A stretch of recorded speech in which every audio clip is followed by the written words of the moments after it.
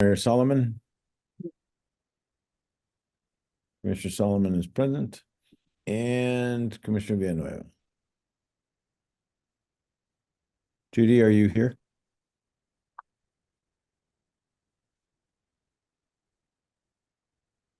Yeah, we're not. I'm not hearing you. You're Are muted. you unmuted? You're There muted. Okay. Yeah, now you're There you good. go. Thanks. Thanks. Thank you. Good morning. Good morning, Judy. Good morning. All right. Next is the approval of the agenda. Is there a motion and a second to approve the agenda? Move. So moved. Okay, Second. moved and seconded. Is there any discussion on the motion? No, if not, Commissioner Baker, Approve. Commissioner Bluestone, Yes. Castillo, Yes. Commissioner McMillan, still absent, Commissioner Solomon, Yes. Commissioner Villanueva, Yes. and chair votes yes, as also present, by the way. Next is the approval of the minutes of our last meeting, which was April 5th, 2024. Is there a motion and is there a second? Move So approval. moved. Okay, Second. moved and seconded. Any discussion? If not, Commissioner Baker, Approve. Commissioner Bluestone, Yes. Commissioner Castillo, Yes. Commissioner McMillan, still not here, Commissioner Solomon, Yes. and Commissioner Villanueva. Yes. Thank you. Chair votes as well. Now to the substance of the meeting, number 4, the Open Meetings Act Best Practices Refresher. Ms. Meunier, Casey, the floor is yours. Chair, Commissioners, good morning. And before I get started on the Open Meetings Act, I did want to let you all know that we have 3 law students that are here with us this summer. All of them are in attendance, and if they'll pop up on video, I can introduce you to them. Or they can introduce themselves. They're all from the University of New Mexico Law School, and we're very excited to have them here.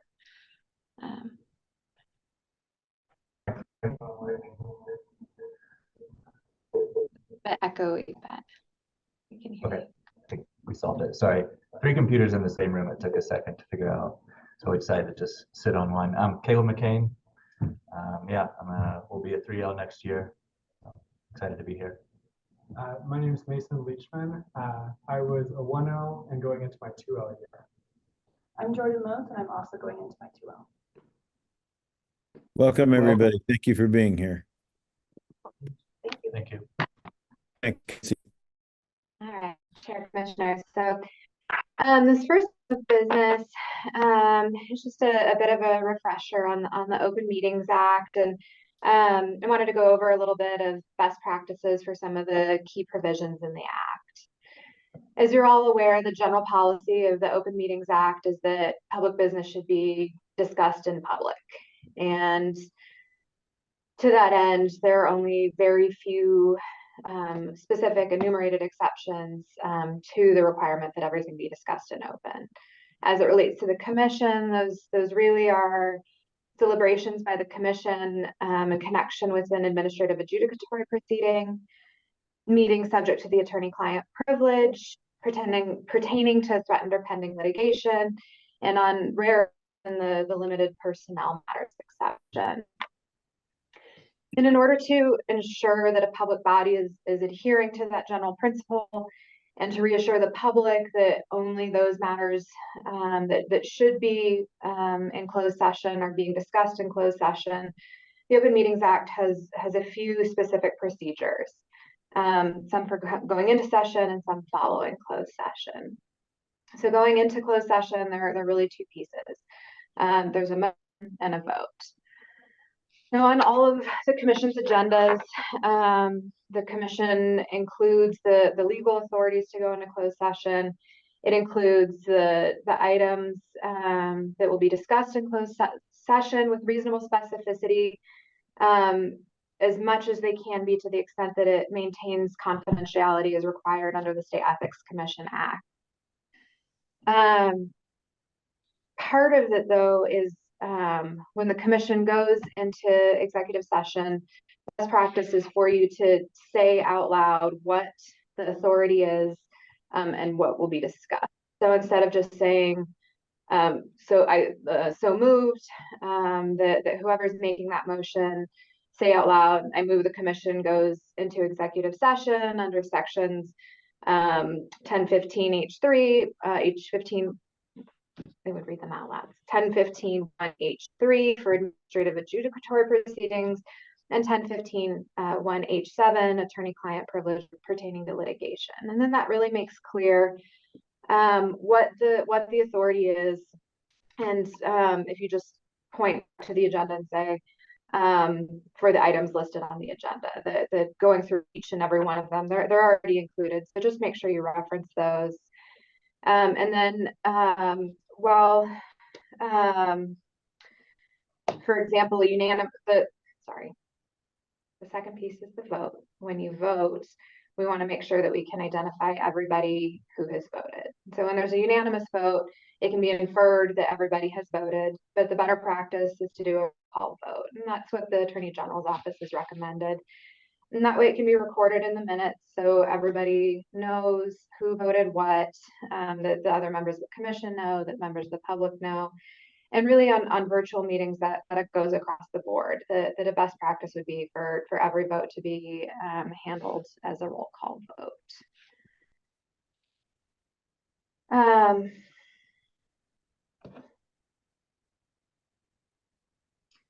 Following executive session, the Open Meetings Act, the law requires that the minutes of the meeting state that the matters discussed in closed session were limited only to those items specified in the motion for closure. And then that's affirmed at a next meeting when the minutes are approved. Again, best practice here is to also say that when you come out of executive session, that it really reaffirms to the public the commission's commitment to transparency, and that you all are aware of those requirements, and are cognizant that's that you've been following the law, and that really reassures the public that is the case. And otherwise, I'm happy to stand for questions. Thank you. And before we do that, good morning, Dr. McMillan, Commissioner McMillan. I'm glad you're here. Hopefully we haven't gotten too far along for you. I don't think so. You're muted. I Case- apologize. No worries. Anyone have questions? Jeff, Stuart, anyone? I just wanted to Yeah. ask Casey, you're the compliance officer, Yes. so does that mean that your responsibility to make sure we do it right? Yes, sir. Thank you. And if you need any assistance, I will be certain to give it. All right, because I think, when we generally don't, among the commissioners, make reference to the statute number or the rule number when we're going to executive session. We'll talk about the specific purpose for going into a closed session, but in terms of making reference to the statute or the rule, we're going to be relying on you. And it's always in the agenda. It's So printed on the everybody, agenda, right. so it's already, notice has already been provided. And if you need anything, yeah, in addition, I'm certainly happy to help, but it's also there too. Good, thank you. And you want to talk at all about a rolling quorum and the problems that presents? Certainly. Well, and so a rolling quorum happens outside of a publicly noticed meeting, that if one commissioner texts another commissioner who emails a third commissioner who happens to mention on the phone, that they'd have had, so if everybody's had these conversations, that in effect you've had a quorum have a discussion. And it's a little bit, given the quorum requirements of the commission, that could get into other conversations about what constitutes a quorum for those purposes. But again, best practices are, if it's public business, it should be being discussed in public, and unless it's being discussed in a closed meeting. Thank you.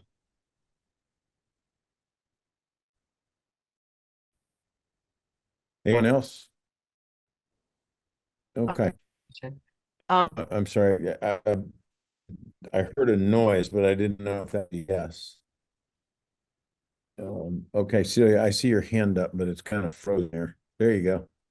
Okay. Case mentioned, after we come out of closed session, the motion to come out of closed session is done in closed session, right? And then do we announce it in open session? Where is that motion made? Well, there really is no, you just come out of closed session. And so Okay. because there shouldn't be a vote taking place in closed session, it would be that the closed session would close.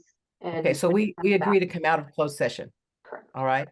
And now we're in open session, and then that's when we do a motion to tell the public that we've only discussed what we said we would. And there doesn't need to be a motion. There could be a motion if you wanted to handle it that way. But if one of the commissioners or Chair Lang simply states for the record that the matters discussed in closed session were only those identified in the motion to close or those identified on the agenda, that would be sufficient. So a statement is sufficient. Okay, that's what I would know. Thank you. Anyone else? Okay, thank you. Thanks, Casey. That was helpful and appreciated. So, Jeremy, update on commissioner appointments. Okay, good morning, commissioners. We have a long meeting today with a lot of major items. The first one is that Commissioner Solomon and Commissioner Baker's term ends on August the 9th. And unfortunately, Commissioner Solomon will not be seeking another 4-year term. Commissioner Baker, however, is interested in another 4-year term. So the commission will need to convene to appoint Commissioner Solomon's replacement. And we have reserved a room in the Roundhouse for July the 26th for the 4 legislatively appointed commissioners to interview and select a candidate to replace Commissioner Solomon for a 4-year term. As to Commissioner Baker's reappointment, I personally do not think that Commissioner Baker should be made to recompete for his position, and that could be handled by way of a motion on July the 26th. And that's just my recommendation to the commission, but it's for the 4 legislatively appointed commissioners, or at least one of the 4 would have to agree with that and make a motion to appoint Commissioner Baker at July the 26th. And if that motion passed, then Commissioner Baker would be on for another 4-year term. And if that motion failed, then we could cross that bridge when we come to it. But as to Commissioner Solomon's reappointment, we're making a lot of efforts now among the staff to solicit applications for candidates. So we've advertised in the Bar Bulletin, we're advertising on Joe Monahan's political blog. We have advertisements running today in the Farmington paper and in the Las Cruces paper. On our website, we have a banner that encourages applicants. And all of the advertisements are pointing to our website.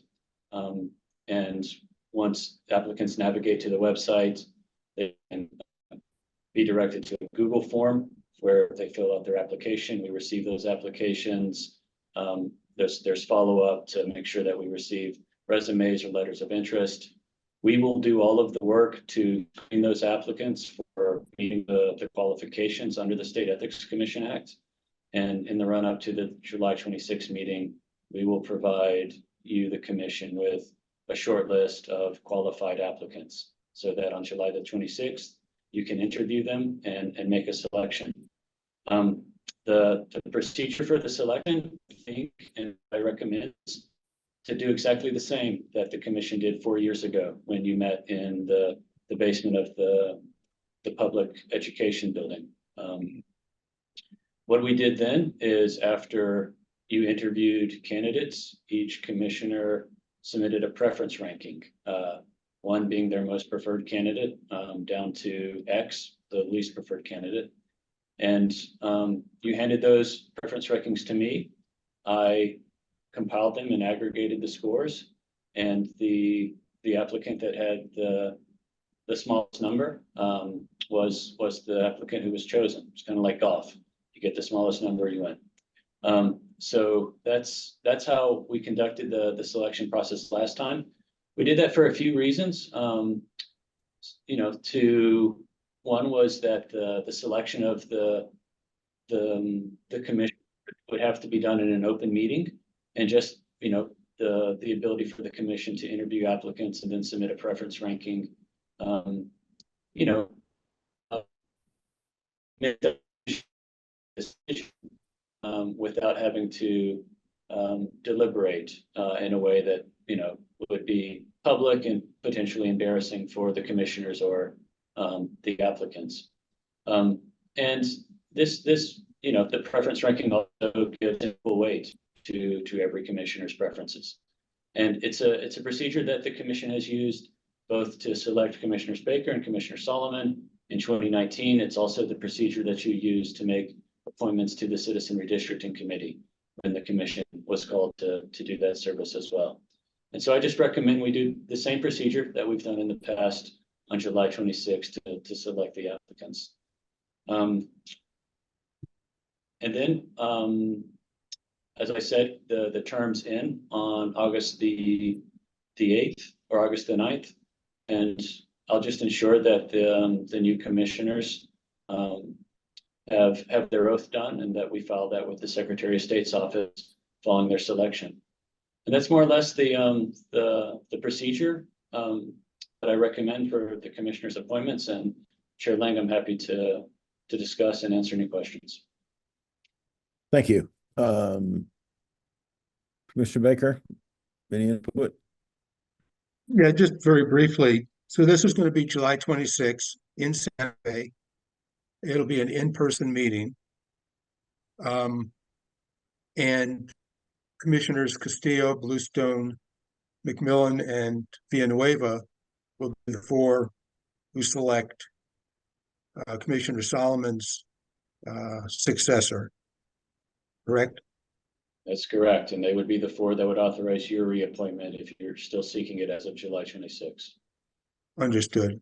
And so the interviews would be done in public. So if members of the public wanted to watch, listen, they can. But then the scoring is on a piece of paper, which is submitted to you.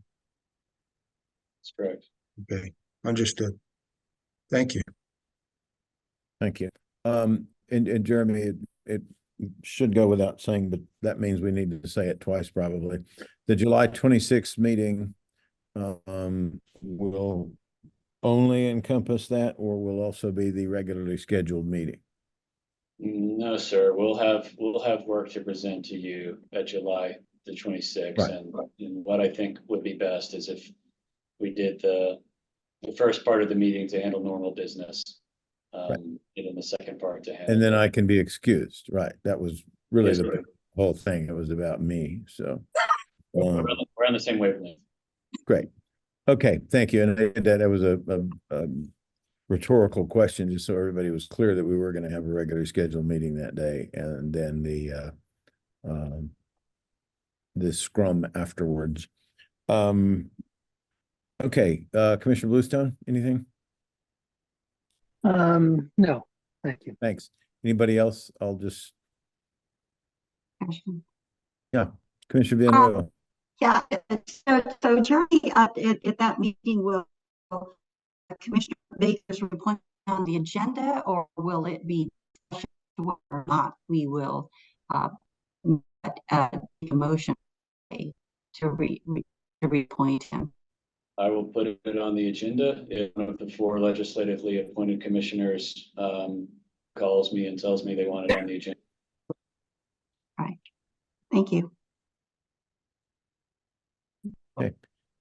Yes. I, Celia? I just thought of something. So normally our next meeting would be in August the 2nd. So we're not going to have a meeting in August after all, am I correct? Since we're having the meeting in late July. Correct. That would be my view of it. Yep. Okay. Okay. Anyone else? All right. Thank you, Jeremy. So we'll plan on proceeding as you have outlined and reiterate the dates for the next meeting at the end of this meeting. Item number 6, fiscal year 25 operating budget. That's Jeremy and Wendy. Thank you, Chair. Wendy, you can hop on and join if you like. Commissioners, this is an action item. We'll be seeking your approval for the FY25 operating budget. I'll just briefly present it to you. The FY25 operating budget is for a little over 1.7 million. That's an amount that's sufficient to bring on 10 FTE. It's a budget that increases in every category. So the 200s enable the hiring and retention of 10 employees. The contracts budget has increased to keep pace with inflation and cost increases across several of our contracts. But that's an amount that's sufficient for our audit contract with Upton Morrison Allen. It's sufficient to cover hearing officer contracts with Judge Torgers, with the Administrative Hearings Office. It's an amount that's sufficient for us to enter a professional services contract with a law firm should we need it for litigation support, which we do use the contracts budget in that way. It's an amount that's sufficient to continue to Sharice as a contract paralegal for support in particular cases. It's an amount that's also sufficient to enable us to pay our summer associates as contractors. And we've always done that for the past 4 years since we've had summer interns join us. I don't believe in unpaid internships, and we've always paid our interns. And from time to time, we've engaged other retired public servants who are still engaged in the government ethics sphere, such as Cliff Reese or Paul Biederman, to help as needed on special projects, and this budget is sufficient for that as well. We, unlike most state agencies and almost all large state agencies, we operate with very thin margins because we don't accumulate vacancy savings because we don't have any vacancies. And so the work that Wendy and I have to do across the budget is we constantly with an eye on the amount that we have in the 300s to enable some movement as we're able to recruit for new positions and as people come and go. So some of the 300s, I anticipate we might seek a budget adjustment request to transfer some of that money into the 200s to cover things like salary increases or but because we rarely have vacancies here, we don't accumulate vacancy savings. And so our budget is always very, very tight. And then the 400s, a modest increase there year over year.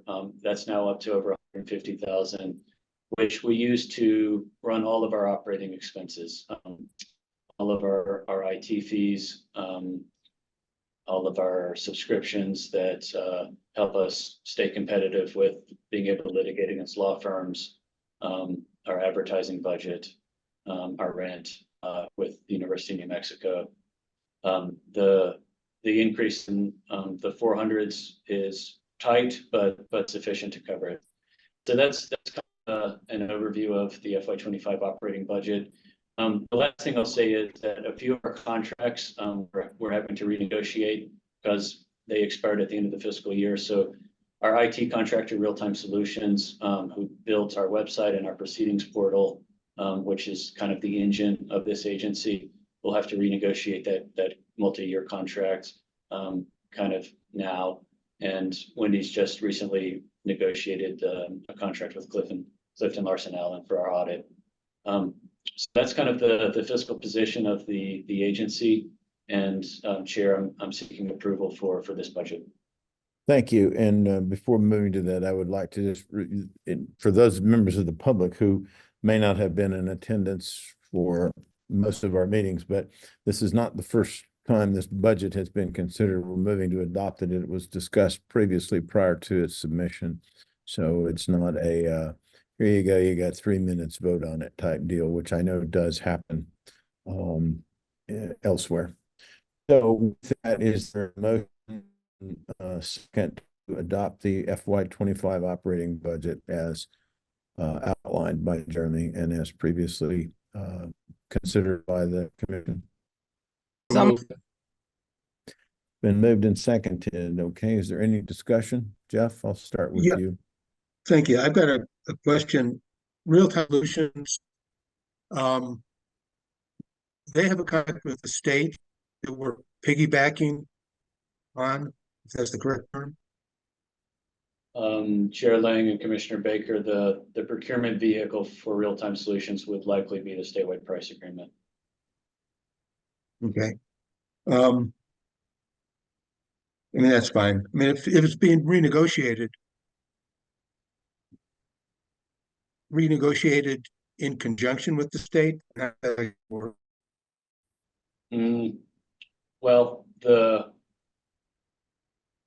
we can enter a contract with real-time solutions based on the statewide price agreement, and the idea being that the GSD has already negotiated the rates with the contractors to which they award statewide price agreements. That's not a ceiling, and this is something that Wendy and I are currently discussing. I've asked for quotes from real-time for the various contract terms, and depending on what Wendy and I think is what's possible, we can negotiate down from those quotes. And yeah, so the terms of the statewide price agreement aren't necessarily a fixed floor or ceiling for our negotiation. thank you. George?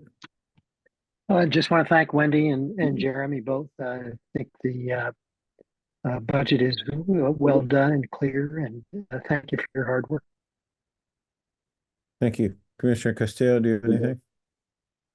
Yes, I'd like to say the same thing about Jeremy and Wendy.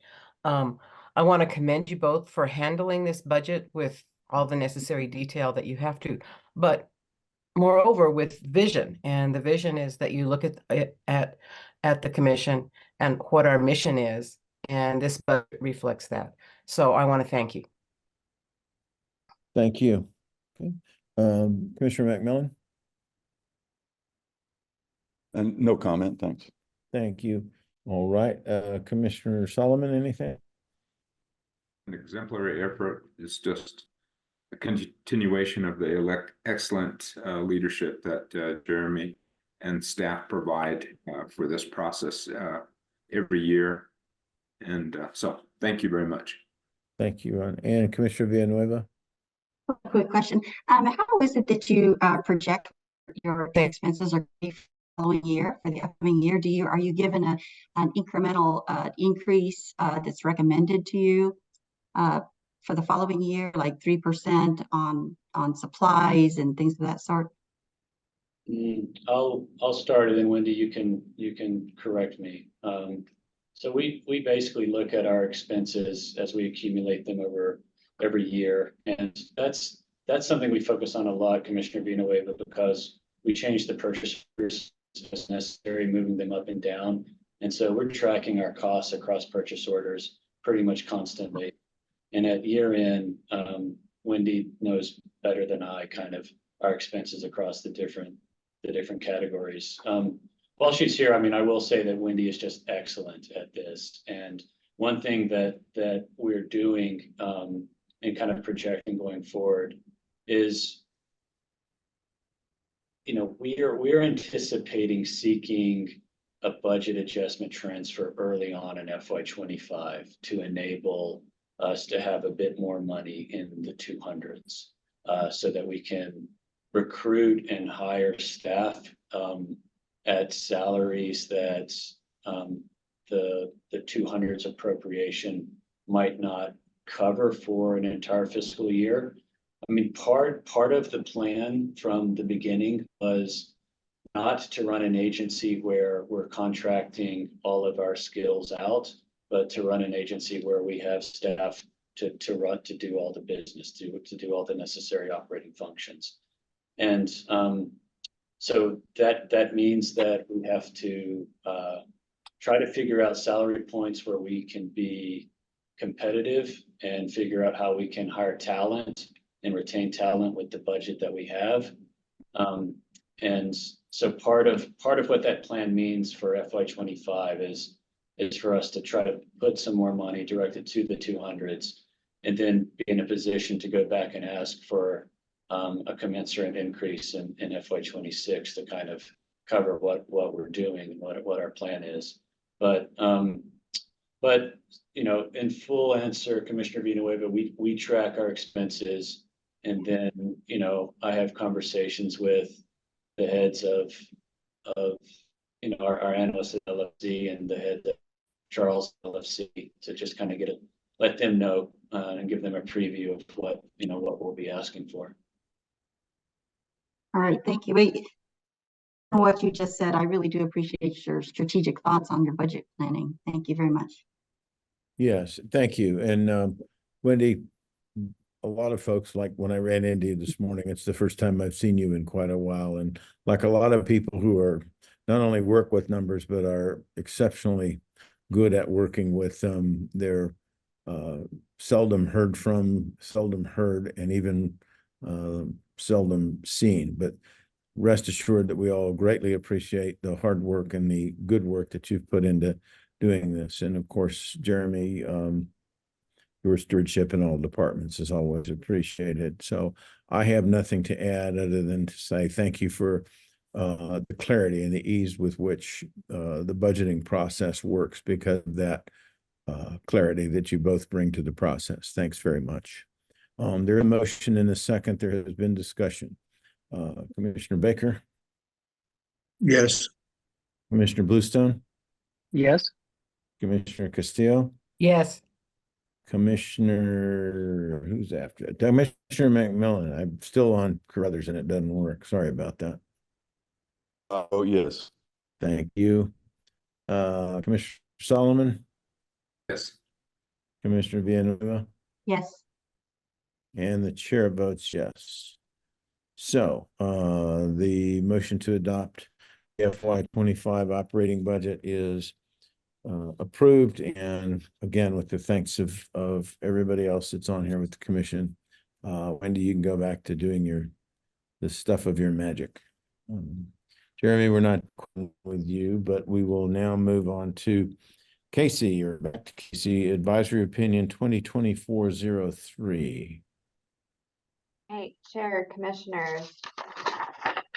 Advisory Opinion 2024-03 is a request we got concerning a legislator who's a key organizer in a nonpartisan conference coordinated by a 501c3 nonprofit organization.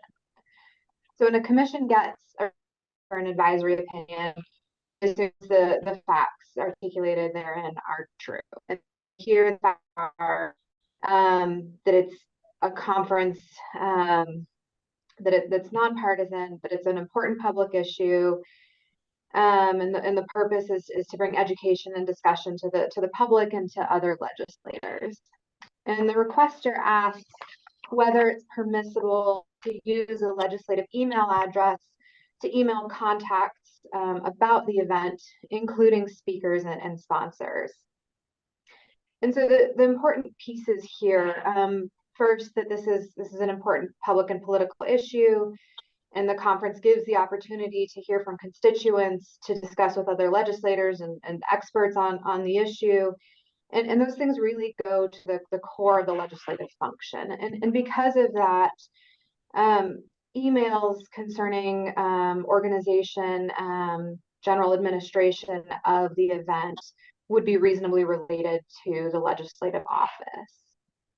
And so the answer would be yes, they could use their email address, with the caveat that because the request asks about emailing sponsors for the event, it raises the potential concern that the legislator might be seeking, that they might be soliciting donations for a charity. And the Gift Act specifically addresses restrictions on a legislator's solicitation of donations for a charity. And that act provides that a state officer, which would include a legislator, shall not otherwise solicit donations for a charity in such a manner that it appears that the purpose of the donor in making the gift is to influence the state officer or employee in the performance of an official duty. And so there's nothing in the request that suggests that's what the requester intends, or the concern here is not necessarily an actual request, which would be prohibited by other areas of law. But it's the appearance that the request is related to the performance of official duty. And by using a state email address and a legislative email address specifically, it might imply to the recipient that this is related to official business. And so the opinion concludes that it likely would be prohibited under the Gift Act to use the legislative email address for the specific purpose of soliciting those donations to charity. And that's the general overview, and I will stand for questions if anybody has any. Thank you. Commissioner Baker? No questions, thank you. Commissioner Bluestone? Just a comment. Thank you for the opinion. I note that, as you just stated again, the legislator did not ask about making solicitations for donations to the charity that was sponsoring the event. But I think you're wise to include that as a cautionary piece of advice. And I think that the analysis is accurate and well done, and I thank you for it. Thank you. Commissioner Castillo?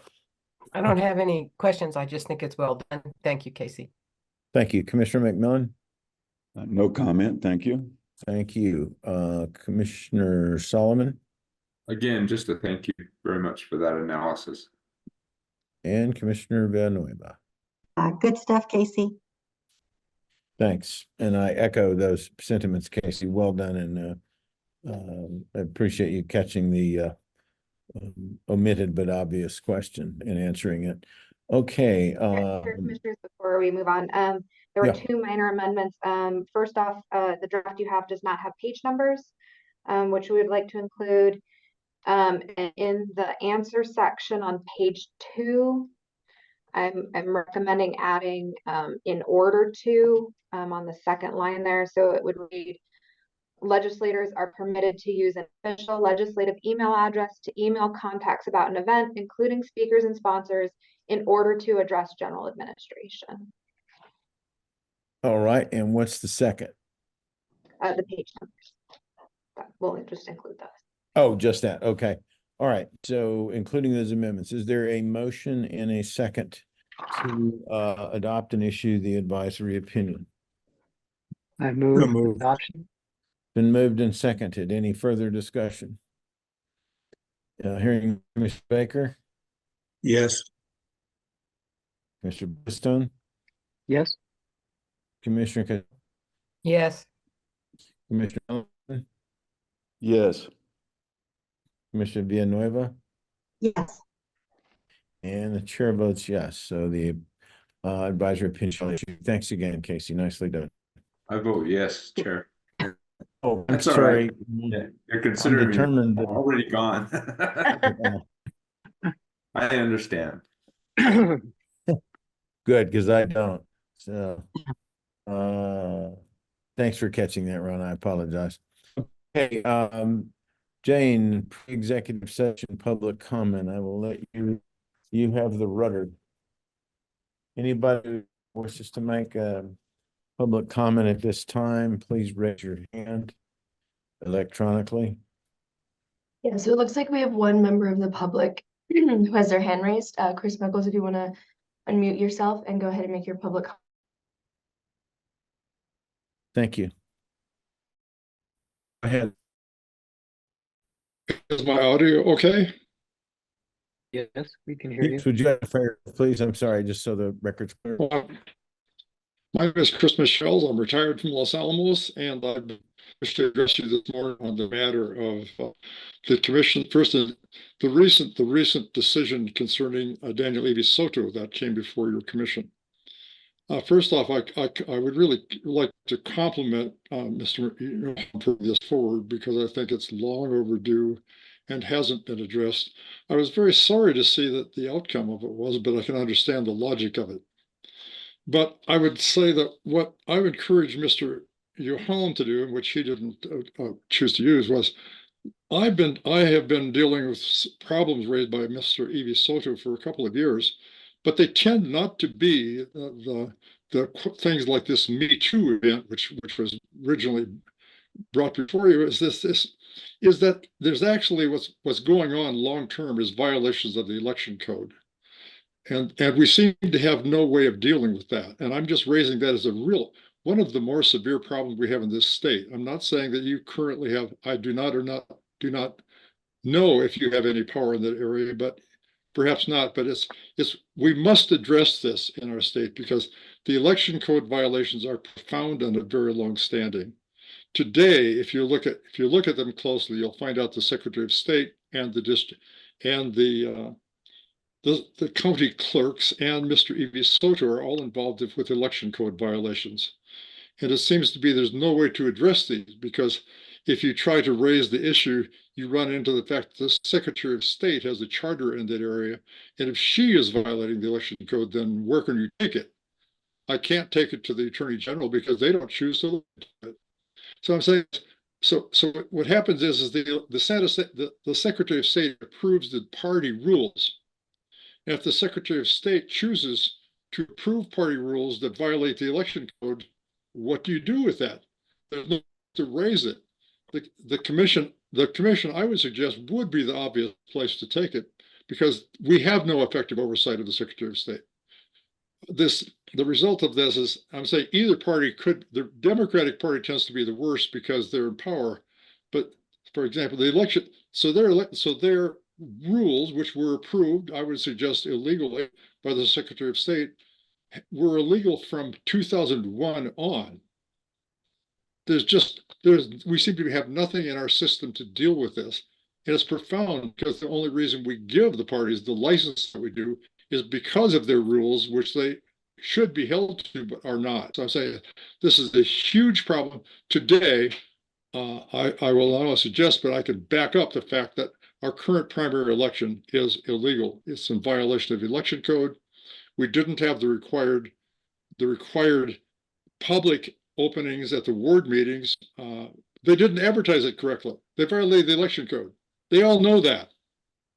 Where can you take the problem? We're having an election in violation of the election code, which involves currently the DPN, the Democratic Party of New Mexico rules, because they violated them. The head of the Democratic Party, Sean Ward, violated them. I'm saying is huge problem. We got to correct. We haven't corrupt elections driven by very people who go around the country claiming to have the best elections in the world, in the country. And here we are violating our own election code by the very people who are making those claims. So I'm saying is, I don't know what, you probably are not the right forum, but I'm raising with you because of your backgrounds, is if we don't deal with this, I don't see that we can deal with our government corruption in New Mexico, which is profound. So thank you for your time. And please, if you can't deal with it yourself, I would appreciate it if you would direct me to somebody who can. Thank you. I'll stand for questions if you like. Thank you for your time and your concern, sir. Anyone else in the public comment section at this time? It doesn't look like anyone else has their hand No, they're raised. taking- Okay. All right. Are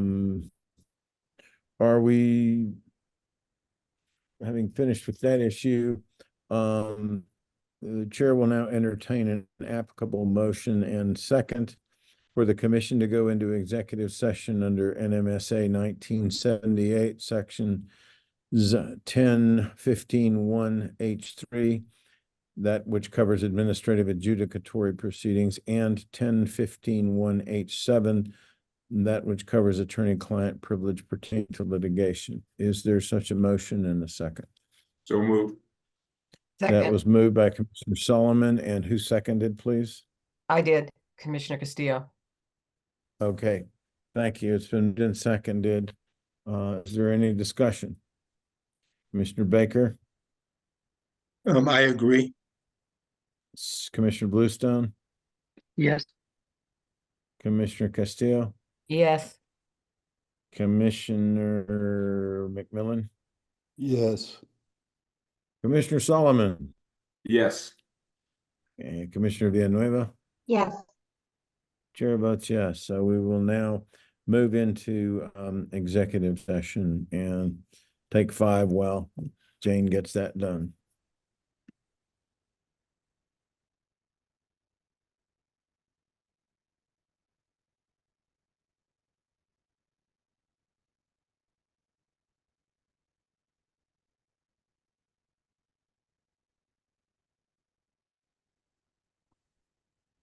If you so choose. All right, we are back in open session, and I will state for the record that the matters discussed in the closed meeting were limited only to those specified in the motion for closure, stated earlier, pursuant to section 10-15-1J. All right, the first item in open session, back to you, Jeremy, item number 11.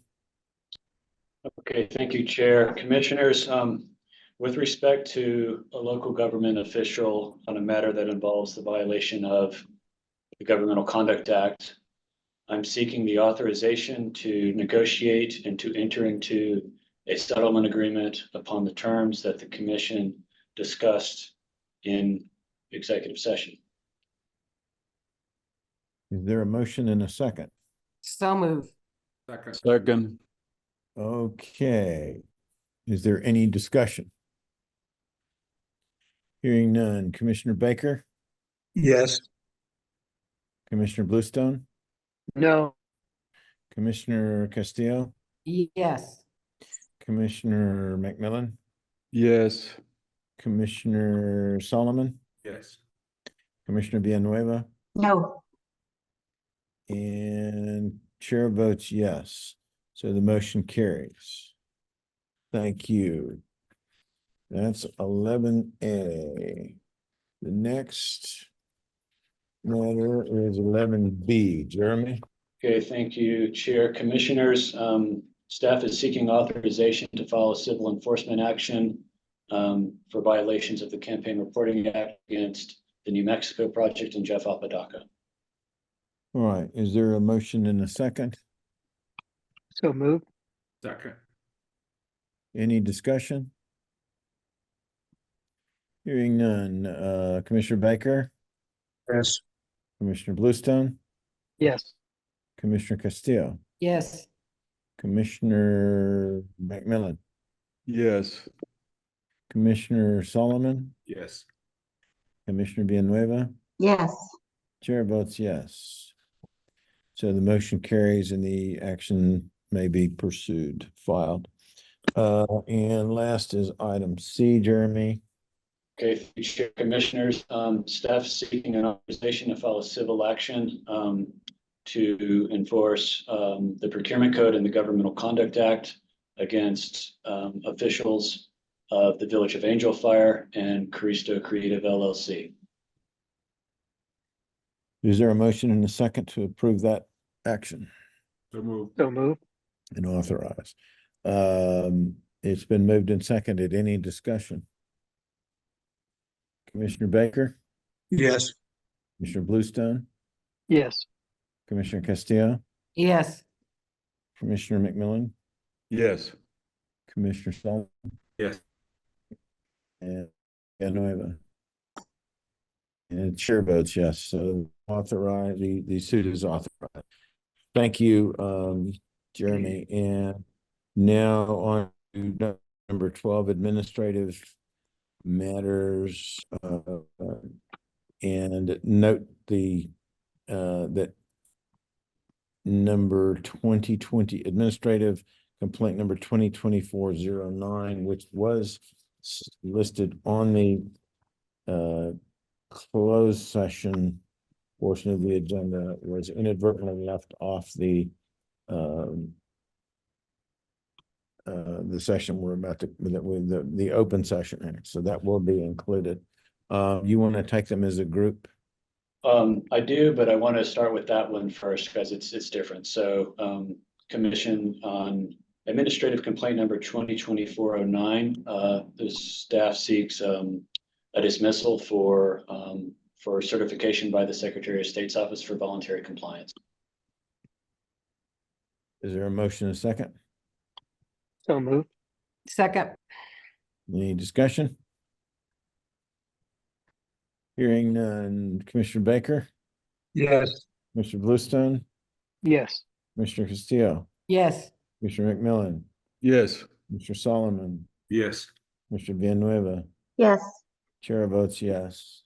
The matter will be dismissed for upon certification by the Secretary of State's office that there was voluntary compliance.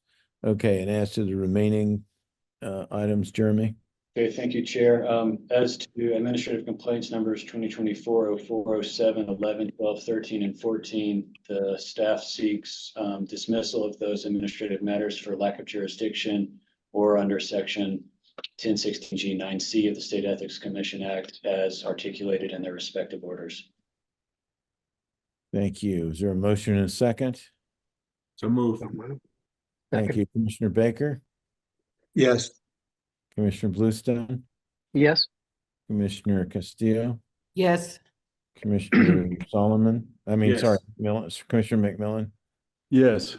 Commissioner Solomon, Yes. and Commissioner Villanueva, Yes. and chair votes yes. Thank you. Those items will be dismissed.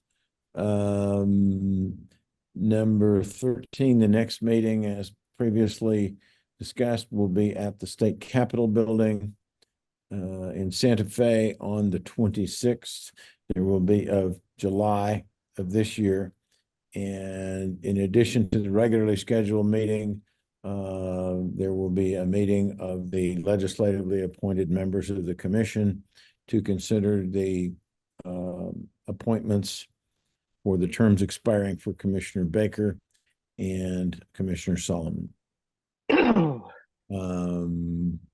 Prior to our discussing Commissioner Solomon's departure, I would ask Jane to seek out any individuals who would like to make public comment. Anybody raise your hand, and the members of the public, if you are requesting to make public comment at this time. So we have one member of the public connecting to audio. I'm not sure if they're gonna make a public comment, but I'm gonna wait until Thank you. until I see some indication that they're trying to make a comment. Okay.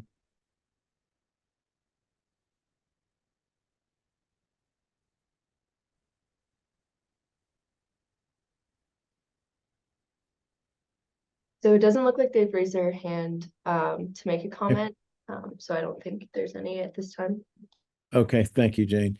There being no public comment, I would like to ask my fellow commissioners, since Commissioner Solomon, this is your last commission meeting, I'm sure we would all like to wish you well and thank you for your service, but rather than assume that, let me run it around the room. Commissioner Baker? Well, I was assuming that Commissioner Solomon would be in Santa Fe at the July meeting, because your term doesn't end until August. Ah, Right. I'm You sorry. you can't run away that fast. You know what? I thought it was over on July 31st, but I forgot, or June 30th, but I forgot. You were later appointed. You're junior to some of us. In terms of I'm looking our, forward to the tacos at Celia's place. So. Okay, well, that's great. And then we can do it in person and shorten this already lively and somewhat lengthy meeting, although certainly productive, I think. In that case, we are adjourned.